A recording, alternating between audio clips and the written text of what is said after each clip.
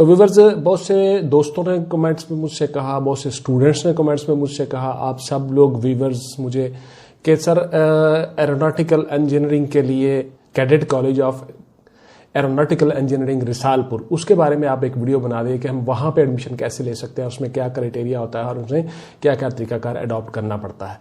तो आज की जो मेरी वीडियो है वो है जी how to get admission cadet college of aeronautical engineering Risalpur. तो इसके बारे में मैं आपकी डिटेल के साथ बताऊंगा चीज़ें कि इसमें आप क्या क्या करो तो किस तरह से आप इसमें एडमिशन ले सकते हो। तो इससे पहले कि मैं मौजू की तरफ आऊँ, प्लीज़ चैनल को सब्सक्राइब कर लीजिएगा, बेल का आइकन दबा के ऑल पे क्लिक कर दीजिएगा ताकि आपका और मेरा राब्ता उस्तवार रहे और मैं आपके लिए आपकी मालूमाती वीडियोस लाता रहूं और आपको सबसे पहले उससे फ़ायदा मिल जाए और आप उससे कुछ ना कुछ अच्छा मुस्तफ़ीद हो जाओ। एनी हाउ, आते हैं जी मौजू की तरफ। तो उसमें आज की जो मेरी वीडियो है ये 4 पोर्शन पर मुश्तमिल होगी। पहले पोर्शन में मैं आपको बताऊंगा कि आपने करना क्या है। तो सबसे पहला है जी कि आपने अपने तमाम डॉक्यूमेंट्स और relevant photographs, domiciles, CNIC documents, आपकी असनाद, मैट्रिक, FSC, ये सारी की सारी आपने लेके ऑनलाइन भी आप करवा सकते हो और डायरेक्ट रिसालपुर जाके भी आप एडमिशन करवा सकते हो। वहाँ पे एंट्री आप दे सकते हो अपने डॉक्यूमेंटेशंस की। ये सारी की सारी डिटेल्स और तफसील के जी, उस पे एज क्या है, उसके हाइट क्या होती है, उसका क्राइटेरिया क्या है, वो सारी की सारी पीछे जो स्क्रीन पे है मेरी वहाँ पे भी चीज़ें चल रही हैं। नीचे डिस्क्रिप्शन में, वीडियो की डिस्क्रिप्शन में जाएंगे तो डिस्क्रिप्शन में जाके आप देखेंगे, वहाँ पे भी मैंने सारे लिंक्स, टेलीफोन नंबर, हर चीज़ दिया हुआ है, वहाँ से आप देख लोगे। और उसके बाद जो ऐड आती है व्यूअर्स, उस ऐड में सारा कुछ दर्ज होता है। तो आप मुझसे ये ना पूछा करें कि सर इसमें तो ये है, इसमें तो ये है। मेरा बुनियादी मकसद यही होता है कि आपको बताना कि how to prepare your self for your study, for your course, for your admission. तो इस सिलसिले में मैंने ये वीडियोस बनानी होती हैं और आप गौर से देख लीजिएगा। तो सबसे पहले आपके कागज सबमिट हो गए, आपके डॉक्यूमेंट्स हो गए, तो सबसे पहले होगा आपका एक एंट्री टेस्ट। तो उस टेस्ट में व्यूअर्स आपने अपनी एकेडमिक्स को क्लियर करना है, अपनी इंटेलिजेंस को बढ़ाना है, अपनी जहानत को बढ़ाना है। उसमें उस टेस्ट में आपके 75% मार्क्स लेने बहुत ज़रूरी हैं। और इसमें एरोनॉटिकल इंजीनियरिंग, उसमें आप PAF की तरफ से ज़्यादातर आते हो और पाकिस्तान एयरफोर्स में जो बतौर GD पायलट बनते हैं वो भी यहीं पे ट्रेनिंग करते हैं, यहीं पे पढ़ाई करते हैं, स्टडीज़ करते हैं। तो इनका मेरिट थोड़ा हाई होता है। आपका मैथ, फिज़िक्स, आपका इंग्लिश, आपका केमिस्ट्री, इन सब में, फिज़िक्स और मैथ और इंग्लिश, इन सब में, उसके साथ साथ आपका जो कंप्यूटर साइंसेज होते हैं, आपकी जो स्टडीज़ होती हैं, उसके साथ साथ आपकी यानी साइंस के जितने भी आपके सब्जेक्ट्स हैं, उन सब्जेक्ट में उसके साथ साथ इंग्लिश, आपके 90% मार्क्स होने बहुत ज़रूरी हैं। इनका मेरिट ज़रा हाई है, 90% मार्क्स हो, उसके बाद फिर ओवरऑल एग्रीगेट जो आपका है वो 75% हो, तब आपको यहाँ पे एलिजिबल होते हो, आपको एडमिशन मिलता है। तो यहाँ पे आपके उन टेस्ट को पास करना होता है जो इब्तदाई तौर पे टेस्ट आपसे लिया जाता है। उस टेस्ट में आपने पास कर लिया, फिर आपको दूसरे मरहले में आ जाना होता है। उस मरहले के लिए व्यूअर्स आपको बहुत ज़्यादा मेहनत और स्मार्टली चीज़ों को अडॉप्ट करना होगा, स्मार्ट वर्क करना होगा, हार्ड वर्क नहीं, स्मार्ट वर्क। तो भाई cadet college of aeronautical engineering Risalpur में आपका करियर जो है वो बहुत ही शानदार बन जाता है। उसमें आप कमीशन ले जाते हो थ्रू कैप्टन भी, डायरेक्ट कैप्टन भी, और GD पायलट के तौर पर भी आप कमीशन ले जाते हो पाकिस्तान एयरफोर्स में। उसके साथ साथ आप रेगुलर कमीशन के लिए भी ISSB के थ्रू भी चले जाते हो। तो ये तीनों कैटेगरीज में आप जा सकते हो। GD पायलट के तौर पर भी आप अपेयर हो सकते हो। तो इसलिए आपको वहाँ पर जाके ये सारी की सारी चीज़ें करनी होंगी। तो दूसरे मरहले में जब आप आ जाते हो तो फिर आपका होता है ISSB टेस्ट, लेकिन उससे पहले आपका एक मेडिकल टेस्ट भी होता है जिसमें आपको फिजिकली तौर पे तमाम चीज़ों को देखा जाता है, मापा जाता है। देन जाके आपका, चूंकि आपने एरोनॉटिकल करियर आपका अपना शुरू करना होता है, हवा में रहना होता है, तो वहाँ पे आपके जो इंटरनल ऑर्गन्स हैं, जो वाइटल पार्ट्स हैं आपके बॉडी के, आपका लंग्स है, आपका लीवर है, आपके उसके साथ साथ आपका हार्ट है, आपकी किडनीज है, ये सारी की सारी चीज़ें अंदर से बड़ी मजबूत और स्ट्रॉन्ग होनी चाहिए, बेस्ट होनी चाहिए। तब जाके आपको एरोनॉटिकल इंजीनियरिंग में उसका मेडिकल आप क्लियर कर सकते हो। देन आप GD पायलट के लिए अप्लाई कर सकते हो। वो जो खास एक ब्रांच है GD पायलट की, यानी आप पायलट के तौर पर जब अडॉप्ट करते हो फिर आपका मेडिकल इजाफी होता है। तो एनी हो, आप लोगों ने बेटा उसमें इंटेलिजेंस की जो आपकी जो तैयारी है, आपकी जो जहानत की तैयारी है, उसमें आपने डेली आपने अपनी एकेडमिक्स को क्लियर करना है। अब फिजिक्स, केमिस्ट्री है आपका, उसके बाद मैथ है, उसके बाद आपकी इंग्लिश है। इंग्लिश के लिए आपने डेली 300 से 500 वर्ड का ऐसे लिखना होता है हर सूरत में।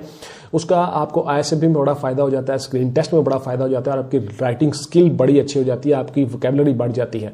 उसके साथ साथ आपने व्यूअर्स वो जो मैं आपको बताता होता हूँ, आपने इडियम्स की तैयारी करनी है, सेंटेंसेस की तैयारी करनी है, ताकि आपका स्क्रीन टेस्ट भी क्लियर हो जाए और आपका रिटन टेस्ट भी क्लियर हो जाए। उस टेस्ट में आप आसानी के साथ पास कर जाओ। तो आपने डेली इन चीज़ों की मशक करनी है, इन सब के आपने नोट्स बना लेने हैं अलग अलग से। उसके बाद फिर आपने इंग्लिश अखबार को डेली पढ़ना है, उसका एडिटोरियल पेज खसूसन उसको आपने जाके पढ़ना है, मेहनत करनी है। आप कमेंट्स में मुझसे पूछते हो कि सर तैयारी कहाँ से करें, तैयारी कहाँ से करें? तो यही तो चीज़ें पुत्र मैं आपको बता रहा होता हूँ। आपने मेहनत करनी है, तैयारी करनी है। कोई एक बुक नहीं है कि वो एक बुक पकड़ी, उसको थोड़ा सा पढ़ लिया तो ठीक है पास हो गया। नहीं, ये एक प्रोसेस है, एक मेहनत है, एक स्मार्ट वर्क है। आपका कंपटीशन होता है पुत्र, पूरे पाकिस्तान से लोग आते हैं, तो बहुत बहुत तैयारी की होती है स्टूडेंट्स ने। ये ऐसे प्लेट पे रख के नहीं को आपको दे देगा, तो आपको मेहनत करना होगी। तो उसके लिए ज़रूरी है कि आपको जो मैं क्राइटेरिया जो चीज़ें बता रहा होता हूँ, इन चीज़ों पे आपने गौर करना है, अमल करना है, इन चीज़ों के मुताबिक अपनी तैयारी करनी है। फिर इंशाल्लाह ताला आप आसानी के साथ क्लियर कर जाते हो। जब मैं कहता होता हूँ कि बहुत आसान है, ईजी, आप कर सकते हो, आसान है, कुछ मुश्किल नहीं है, तो उसका मतलब यही होता है कि आपने अगर इन लाइन्स के ऊपर, इन पैटर्न्स के ऊपर तैयारी की हो जो मैं आपको बता रहा होता हूँ, तो फिर आसान है पुत्र। तो ये याद रखिएगा, कोई एक किताब पढ़ने से नहीं आता, कोई अलादीन का चिराग नहीं है, कोई एक की बुक आपको दे दी जाए उसी में से सारे सवाल आएंगे। नेवर एवर, कुछ भी नहीं है, आपको मेहनत करना होगी। तो उसके लिए आपको इंग्लिश के अखबार के साथ मैं बता रहा था कि टच रहना होगा डेली। उसके साथ आपका विकीपीडिया है, उसके बाद आपका इंटरनेट है, सोशल मीडिया है, उसके बाद आपका टीवी है, अखबारात हैं, न्यूज़पेपर्स हैं। इन सबको आपने एक्सप्लोर करना है, डे वाइज, डेट वाइज, हर दिन अलग अलग नोट्स बनाते जाना है। आपको पता हो नेशनल लेवल पे क्या हो रहा है, इंटरनेशनल लेवल पे क्या हो रहा है। इनके साथ साथ आपने एकेडमिक्स के लिए अपनी बुकों की तैयारी करनी है।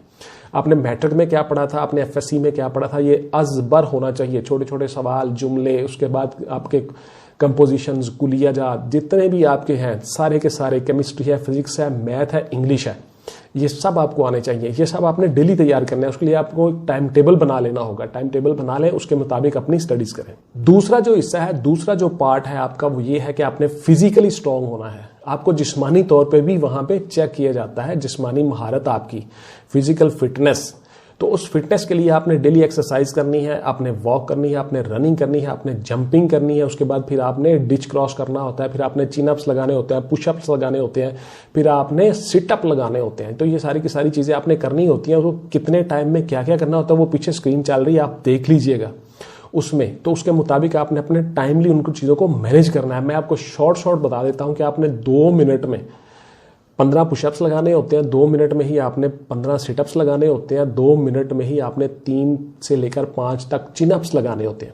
उसके बाद आपने 8.5 मिनट में 1.6 किलोमीटर या 1 माइल दौड़ लगानी होती है। उसके बाद 7.4 × 7.4 उसकी जो डायमेंशन है, उसकी जो विड्थ होती है, जो लेंथ होती है उस गड्ढे की, डिच क्रॉसिंग, उसको आपने कहा, उसकी जो गहराई होती है वो होती है जी 4 फीट। तो इतना एक गड्ढा होता है एक ज़मीन के अंदर, उसको आपने क्रॉस करना होता है जंप लगा के। तो ये सारी की सारी चीज़ें इसीलिए होंगी आपसे कि आपने डेली उसकी मशक की होगी, प्रैक्टिस की होगी। तो आपने डिच क्रॉसिंग की भी प्रैक्टिस करनी है। उसके साथ साथ जब आप ISSB में जाते हो तो आपको पुत्र कुछ फट्टे, कुछ ड्रम, कुछ रस्से, कुछ चीज़ें इस तरह की दे दी जाती हैं। कुछ रुकावटें आपने दूर करनी होती हैं। कहीं पे कोई दलदल है, कहीं पे नहर है, कहीं पे कोई माइंस बिछी हुई है, तो आप उनको ऊपर से जाओगे, कैसे कैसे अपनी टीम को भी, अपने सामान को भी लेके सारा कुछ क्रॉस कर जाओगे। तो आपके अंदर लीडराना, कायदाना सलाहियतें, how to lead, how to command आप कैसे देते हो लोगों को, फिर अपने लोगों को हिफाजत के तौर पर उन सबकी जान की, उनके माल की हिफाजत करके फिर आप उनको मंजिल मकसूद तक कैसे ले जाते हो, ये सारी चीज़ें आपने करनी होती है। उसके लिए आपको फिजिकली स्ट्रांग होना बड़ा ज़रूरी है। तो ये 2 इवेंट आपके हो गए, एक आपको फिजिकली स्ट्रांग होना होगा, दूसरा आपको मेंटली, दिमागी तौर पर आपकी इंटेलिजेंस, आपकी जहानत, ये सारी चीज़ें आपने देखनी है, गौर करनी है।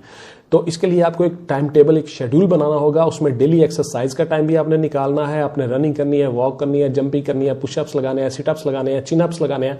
उसके साथ साथ जंपिंग की प्रैक्टिस करनी है। ये सारी की सारी चीज़ें भी आपने साथ साथ करनी है। अब आते हैं मोस्ट इंपॉर्टेंट तीसरे मरहले की तरफ। तो वो तीसरा मरहला है व्यूअर्स आपका इंटरव्यू का और आपका साइकोलॉजिकल असेसमेंट टेस्ट का। तो साइकोलॉजिकली भी आपको, नफ्सियाती तौर पे भी आपको हमेशा एक ही बात, सिर्फ पॉइंट का अपने जहन में रखना है। वो पॉइंट ये है कि आपने बी पॉजिटिव रहना है। कभी नेगेटिव नहीं रहना, कभी नेगेटिव सोचना नहीं, हमेशा अच्छा सोचना है और पॉजिटिव रहना है। तब आप आसानी के साथ साइकोलॉजिकल असेसमेंट टेस्ट पास कर जाते हो। डजंट मैटर, कुछ भी नहीं है। तो आप आसानी के साथ उसको पास कर जाते हो। उसके साथ साथ आपका जो इंटरव्यू होता है, इंटरव्यू के लिए मैंने आपको बता दिया कि आपने करंट इश्यूज के साथ टच रहना है, इंटरनेशनल और नेशनल अफेयर्स पर्सनैलिटीज के साथ। उसके साथ साथ आपने आखिरी जो मरहला मैं आपको बताने जा रहा हूं वो मोस्ट इंपॉर्टेंट है, वो ये है कि आपको मिलिट्री के मुतल्लिक पता होना चाहिए। खसूसन पाकिस्तान एयरफोर्स के मुतल्लिक आपको पता होना चाहिए एयरफोर्स के पास हमारे कौन कौन से एयरक्राफ्ट हैं, जंगी वॉर एयरक्राफ्ट कौन कौन से हैं, हमारे मिसाइल कौन कौन से हैं, मिसाइल सिस्टम क्या है हमारा, उसके साथ साथ हमारे एयर बेस जो है बड़े बड़े वो कौन कौन से हैं। शाहीनों का शहर किसे कहा जाता है, सरगोदा को, PF बेस कामरा है, रिसालपुर है, उसके बाद नेशनल एयर यूनिवर्सिटी है इस्लामाबाद में। ये सारी चीज़ों का आपको पता होना चाहिए। कराची में मलीर में इनका जो अजाफी मेडिकल होता है वहाँ पे होता है, वो चीज़ें पता होना चाहिए। उसके बाद एयर चीफ मार्शल कौन है, उसके बाद एयरफोर्स के रैंक्स कौन कौन से हैं, GD पायलट से लेकर वहाँ एयर चीफ मार्शल तक आप कौन कौन से रैंक, उन रैंक्स का पता होना चाहिए। उन तमाम रैंक्स को मिलिट्री के रैंक्स के साथ lieutenant, captain, major, lieutenant colonel, फिर उसके बाद colonel, brigadier, major general, lieutenant general, उसके बाद जनरल, CNC, ये सारी चीज़ें आपको पता होनी चाहिए। और यही रैंक्स जो है वो नेवी में जो किस किस के बराबर हैं, नेवी के रैंक्स, एयरफोर्स के रैंक्स और मिलिट्री के रैंक्स, इन तमाम रैंक्स का आपको पता होना चाहिए। उसके बाद फिर इनके इंस्टॉलेशंस का पता होना चाहिए। फिर हमारे जो है शुहदा, उनमें से जो निशाने हैदर है, सबसे बड़ा आपको पता है मिलिट्री का अवार्ड होता है निशाने हैदर, वो किन किन चीज लोगों को मिल चुका है, किन किन शख्सियात को मिल चुका है, वो सारा आपको पता होना चाहिए। हमने जंगी कितने लड़ी, हम उन जंगों में क्या क्या रिजल्ट रहा हमारा। उसके बाद फिर हमारी जो हिस्ट्री है फौज की वो क्या रही। फिर हमारे चीफ ऑफ आर्मी स्टाफ कौन कौन से हैं पाकिस्तान की बर्थ से लेकर 1947 से लेकर आज तक। फिर उसके बाद हमारा होता है ओवरऑल इन तीनों फौज के होते हैं joint chief of staff committee के चेयरमैन, वो कौन है। उसके बाद इंटीरियर मिनिस्टर कौन है, हमारे फॉरेन मिनिस्टर कौन है। उसके बाद फिर इन तमाम पर्सनैलिटीज का आपको पता होना चाहिए, फौज के बारे में पता होना चाहिए। उसके साथ साथ आपको फौज की इंस्टॉलेशंस का पता होना चाहिए, हेडक्वार्टर्स का पता होना चाहिए। तो फिर जाके आप आसानी के साथ ये सारे के सारे एग्जाम क्लियर कर जाते हो, बिकॉज आप फौज के लिए ही जा रहे हो। तो फिर आप आसानी के साथ cadet college of aeronautical engineering Risalpur में आपको एडमिशन मिल जाता है। उसके साथ साथ आपकी स्टडीज के साथ साथ आपकी ट्रेनिंग शुरू हो जाती है। फिर आप ऑलमोस्ट पहले दिन से लेकर आखिरी दिन तक तकरीबन ये 4.5 साल का 4.5 ईयर्स का ये सारे का सारा अरसा होता है। 4.5 साल में आपकी ग्रेजुएशन भी हो जाती है, आपको BSc की डिग्री भी मिल जाती है और आपके साथ साथ उसके साथ साथ आपको कमीशन भी मिल जाता है मिलिट्री में। उसमें 1 साल की काकूल की ट्रेनिंग भी शामिल है। उसके साथ साथ एरोनॉटिकल यूनिवर्सिटी ऑफ इस्लामाबाद जो है उसमें आपकी ट्रेनिंग होती है। उसके साथ साथ PF कामरा में रिसालपुर में आपकी ट्रेनिंग होती है। उसके साथ साथ आपको एरोनॉटिकल इंजीनियरिंग सिखाई जाती है कि आपने जहाज़ों को कैसे डील करना है, जहाज़ को कैसे चला सकते हो, उसमें क्या क्या सिस्टम्स होते हैं। ये सारी चीज़ें आपको वहाँ पे टेक्निकली समझाई जाती हैं, पढ़ाई जाती हैं, ट्रेनिंग दी जाती है। तो ट्रेनिंग के साथ साथ आप अपने करियर का आगाज PF में भी कर सकते हो, रेगुलर कमीशन के लिए आर्मी में भी अप्लाई कर सकते हो, दीगर ब्रांचेस में भी, टेक्निकल ब्रांचेस एयरफोर्स की जो है वहां पे भी कमीशन आपको दिया जाता है। तो व्यूअर्स ये थी मेरी आज की वीडियो जी। Cadet college of aeronautical engineering Risalpur में आप अपने करियर को कैसे शुरू कर सकते हो, वहां पे एडमिशन कैसे ले सकते हो, मैंने डिटेल के साथ बता दिया। आपने स्मार्टली मेहनत करनी है और इंशाल्लाह ताला आप कामयाब हो जाओगे। अपने दोस्तों के साथ इस वीडियो को शेयर कीजिएगा, पसंद आई हो लाइक शेयर जरूर करें, कमेंट करें और मुझसे अपनी क्वेरीज, अपने सवालात के बारे में आप पूछ सकते हो कमेंट्स में मुझसे, जो आपके जहन में सवालात हैं। तो इस पर मेरी मजीद वीडियोस भी आ जाएंगी, वो भी देख लीजिएगा। चैनल के साथ टच रहिएगा। आप मुझसे ऐसे सवाल करते हो जिनके जवाब, जिनकी वीडियोस मैं ऑलरेडी बना चुका होता हूं। तो जब आप चैनल पे आते हो पुत्र, तो वो सारी वीडियोस को आप देखा करो, वहां पे आप उन वीडियोस को गौर से देखा करो और पूरी वीडियो देखा करो। उसको क्लिक किया, आगे चले गए, आपको समझ नहीं आएगी। सारी वीडियो देखा करो, फिर उसमें एंड तक आप चीजें देख के फिर उनके ऊपर मुझसे आप सवाल किया करो। उम्मीद है आपको तमाम सवालों के जवाब मिल जाएंगे। तो ये थी मेरी आज की video. Thank you very much, take care and Allah हाफिज। पाकिस्तान जिंदाबाद।